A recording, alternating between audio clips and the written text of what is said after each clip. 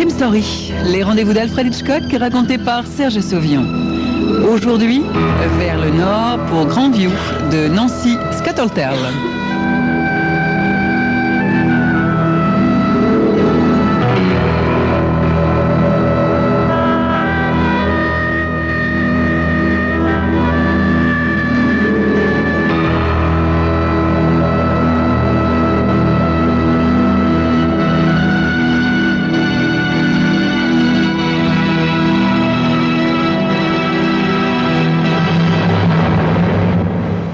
Le vieux shérif est irrité. Et il se demande pourquoi. Le remords, peut-être. Pourtant, aucune raison d'avoir des remords.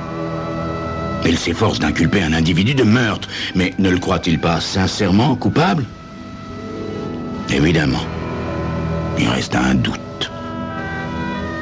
Songeur, le shérif se frotte lentement la joue, puis détourne un instant les yeux de la route pour jeter un regard au jeune homme assis à côté de lui. Il connaît Danny Parish depuis sa petite enfance. En effet, Danny allait dans la même école que ses propres fils. Mais Dieu, quel changement! Danny, à présent, est un grand gars de 25 ans, aux cheveux longs et blonds filasses. Une grosse moustache dissimule sa bouche et une longue barbe aux reflets rouquins descend jusque sur sa poitrine. Danny croise le regard du shérif et sourit. Derrière tous ses poils, le sourire conserve un peu de sa qualité enfantine, mais le shérif ne remarque que la lueur narquoise qui traverse le regard de celui qu'il considère comme un tueur. L'infirmière chez qui il se rend va-t-elle corroborer l'alibi de Danny après tout ce temps? C'est ça qui l'irrite. Danny va peut-être s'en tirer. Tout dépend de cette infirmière, cette Marjorie Kessler. Le shérif engage la voiture dans l'allée du vieux domaine de Blackwood, où la jeune fille s'occupe d'une vieille dame de 85 ans, mère du plus important industriel de la région. Tandis que Danny Parish attend dans le salon, le shérif est introduit dans une pièce tapissée de livres, comme on en voit que dans les films, avec des lambris de cuir ciselés et un bureau d'acajou au poli si profond qu'on pourrait s'y mirer comme dans un miroir. Marjorie Kessler s'avance à sa rencontre en uniforme d'infirmière. Elle est brune, à peu près de sa taille, avec un visage serein et des yeux sombres, rendus sérieux par la décision que l'on attend d'elle. Le shérif se présente. Il a pris rendez-vous par téléphone sans lui donner beaucoup de détails sur l'affaire qui l'amène.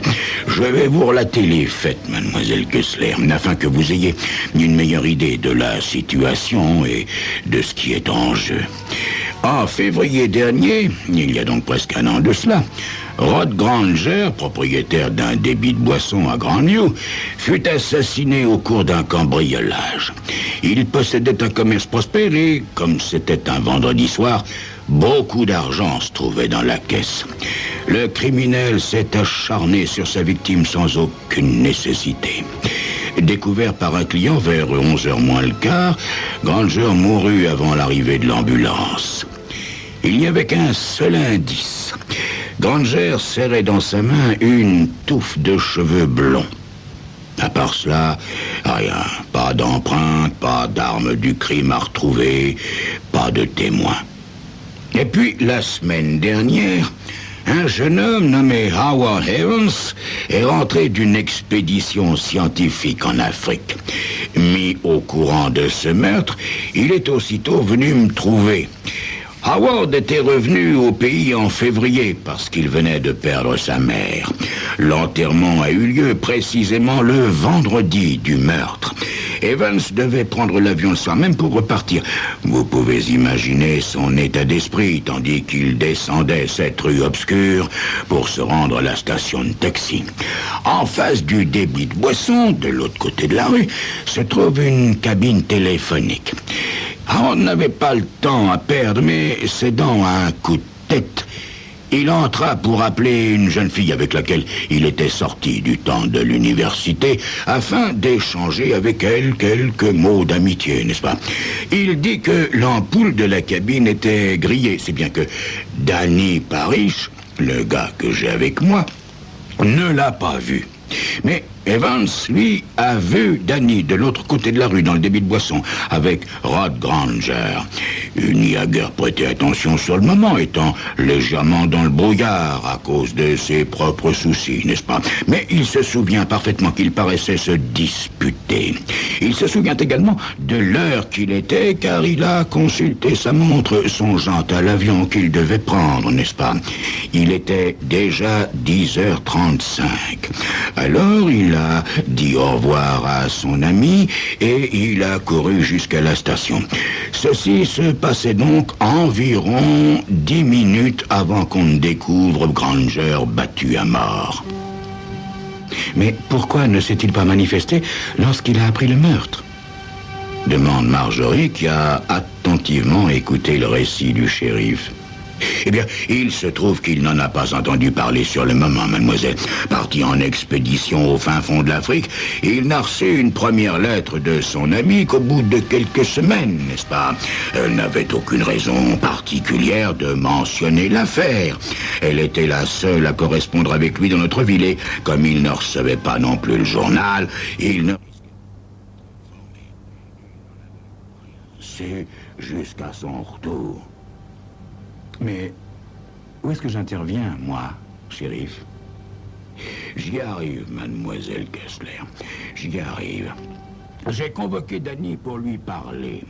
Il prétend avoir quitté la ville la veille du meurtre et qu'en fait, cette nuit-là, la nuit du meurtre, il était en train de revenir en autostop. Personne ne l'a vu en ville ce jour-là. Les cheveux trouvés dans la main de Granger pourraient être les siens. Ils sont longs et sensiblement de la même couleur. Quoi qu'il en soit, il a dit qu'au moment présumé du meurtre, il se trouvait en compagnie de votre père, qu'il avait pris en autostop. Et il nous a donné quelques détails pour corroborer son récit. Attendez, shérif, attendez. C'était en février, n'est-ce pas? Oui. Mon père s'est bien arrêté ici. Oui, c'était le 18. J'en suis sûr parce que je lui ai confié le cadeau que j'avais préparé pour l'anniversaire de maman, qui est le 19. Mais, hélas, papa ne saurait confirmer les dires de ce monsieur. Il a été tué le mois suivant dans un accident d'auto. Le shérif hoche la tête. Oui, je sais, mademoiselle, et c'est là que vous intervenez, car Danny Parish affirme qu'ils ont fait halte ici pour vous voir. Seulement, voyez-vous, j'ai ma théorie là-dessus. Danny, depuis qu'il est tout petit, est très ami avec un dénommé Sparky Anderson. Ils sont tous les deux blonds, tous les deux grands et maigres. En fait, ils se ressemblent tellement qu'à une certaine distance, même leur maman pourrait les confondre. Et il n'est pas difficile de les distinguer de près, mais avec tous les poils qui se sont laissés pousser tous les deux, la ressemblance est encore plus grande. Notre témoin, ce Howard Evans, les connaît tous les deux et il est prêt à jurer au tribunal, sans réserve aucune, que celui qu'il a vu avec Granger était Danny et non Sparky. La boutique était bien éclairée avec une grande vitrine. Il affirme qu'il est certain de cela. Ainsi, voyez-vous, j'ai l'idée que l'alibi de Danny est en réalité celui de Sparky.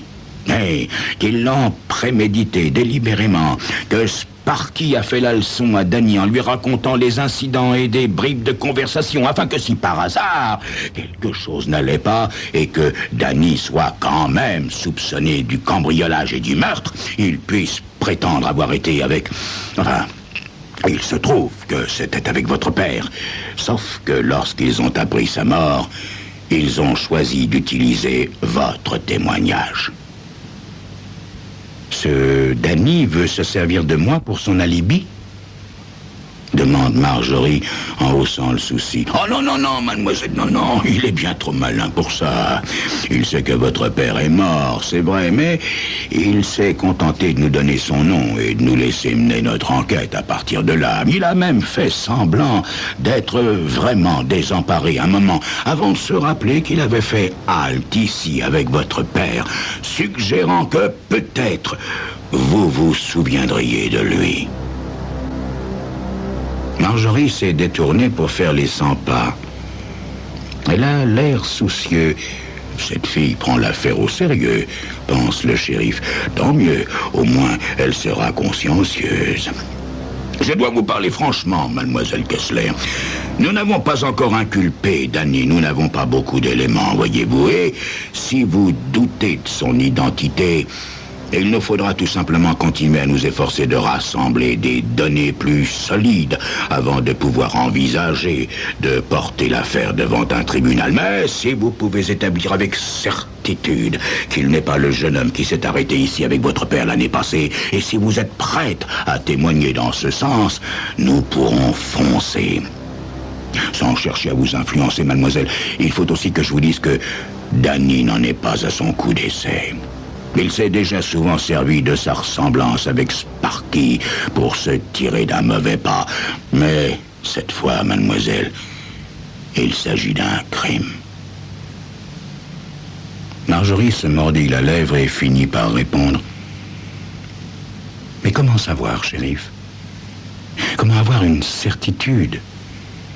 Je n'ai vu ce garçon qu'une fois dans ma vie et depuis, 1 an s'est écoulé. Nous nous rendons compte de la difficulté, mademoiselle, et nous n'attendons pas de vous un miracle.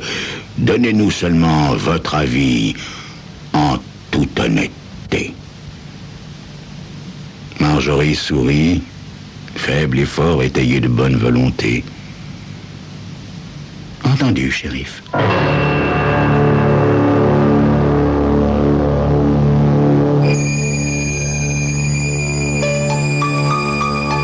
Réussira-t-il à obtenir, comme il le souhaite, la preuve de la culpabilité du jeune homme? Rien n'est moins sûr.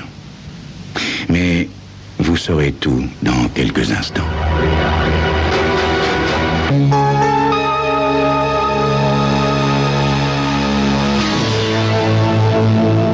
Shérif, dit enfin la jeune femme, je pensais bien qu'il y avait peu de chances que je reconnaisse Monsieur Parrish, bien qu'il me paraisse malgré tout vaguement familier.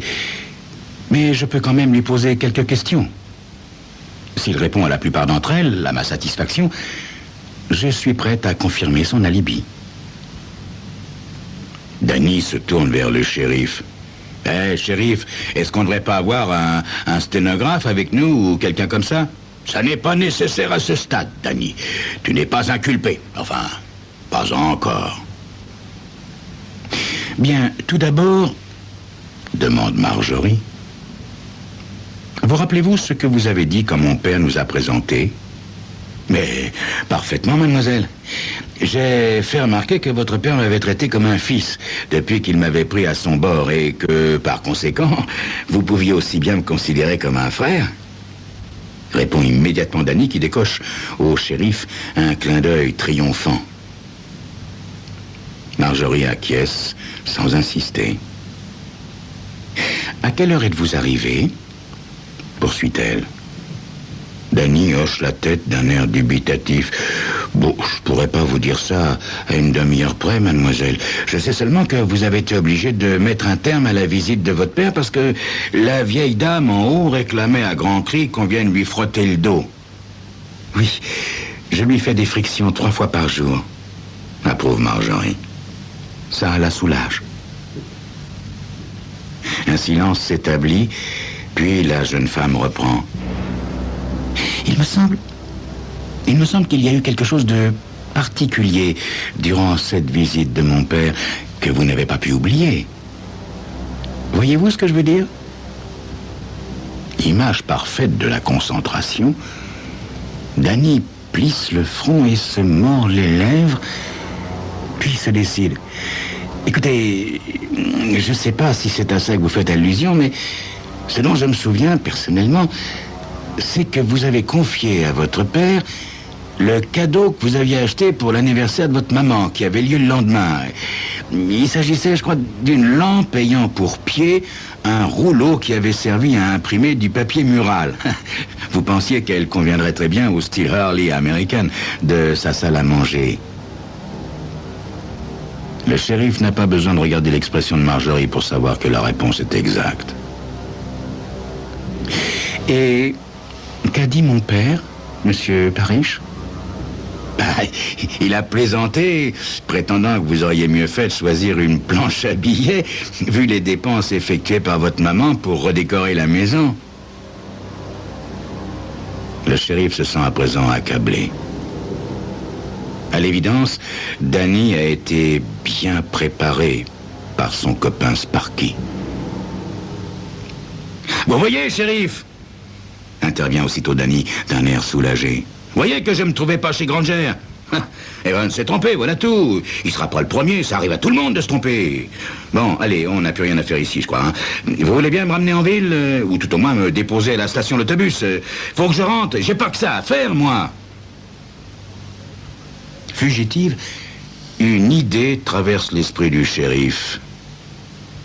Et s'il était Sparky à son tour, quel serait alors son alibi ?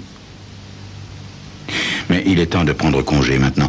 Le shérif serre la main de Marjorie, qui les considère tour à tour. J'espère avoir fourni la bonne réponse, dit-elle seulement, d'une voix où perce l'inquiétude. Elle les raccompagne jusqu'au perron. Peut-être que je vous reverrai ? Demande Danny au moment de monter en voiture, tandis que le shérif la remercie. Au revoir. Bon retour, répond-elle sans s'engager. Irrité, accablé, le shérif démarre nerveusement en faisant crisser le gravier de l'allée sous ses pneus. Mais alors qu'il approche du large portail d'entrée, il voit dans le rétroviseur Marjorie qui descend les marches en courant et en agitant les bras. Le shérif écrase la pédale de frein, puis en marche arrière, retourne à sa rencontre. Haletante, la jeune fille s'appuie contre la portière dont la vitre est ouverte. Elle plonge son regard dans celui du shérif. C'est à lui qu'elle s'adresse. J'ai pensé à quelque chose qui serait assez révélateur, shérif. Elle se tourne alors vers Danny. Lorsque vous êtes reparti d'ici avec mon père, de quel côté a-t-il tourné ? Le cœur du shérif bondit dans sa poitrine. L'indécision la plus totale se lit sur le visage de Danny. Mais grand Dieu, quelle question! Puisqu'il rentrait en ville, il devait en principe prendre à droite. Mais l'ont-ils fait? Quelle est la bonne réponse? La jeune femme essaie-t-elle de tendre un piège à Danny? Un silence douloureux s'est établi dans la voiture. Danny réfléchit. Le temps d'une seconde, le shérif a presque pitié du garçon, mais la tension est trop forte pour qu'il s'attarde à ce sentiment. Eh ben, réponds-lui, dit le shérif. Hein? Eh ben, à droite, pour rentrer en ville, risque finalement Danny d'un air qu'il voudrait désinvolte. Lentement, Marjorie hoche la tête. Puis, baissant les yeux, elle explique au shérif d'un ton triste. Voyez-vous, shérif, mon père était né avec un sens de l'orientation déréglé de 180 degrés. La plupart du temps, il tournait à droite quand il aurait dû tourner à gauche et vice-versa. À force de venir me rendre visite ici, il avait appris à compenser, si bien qu'il repartait en principe du bon côté. Mais quand il m'a téléphoné ce soir-là pour me dire qu'il était bien rentré, il a mentionné au passage qu'il avait recommencé. C'est ça, le fait d'avoir un passager à bord l'avait distrait. Et il avait roulé dans la mauvaise direction pendant plus de 20 kilomètres, avant qu'aucun des deux ne s'en rende compte. Sachant que votre papa était mort, ils se sont concentrés sur tout ce qui s'est passé en votre présence, dit alors le shérif. Sans penser que votre père avait pu vous raconter la suite de son voyage avec Sparky en vous téléphonant. Mon petit Danny, je vais effectivement te reconduire en ville, mais je ne te déposerai pas à la station d'autobus, non. Je te déposerai à la prison d'État pour un assez long moment. Et ton ami Sparky viendra bientôt t'y rejoindre. Pour faux témoignage.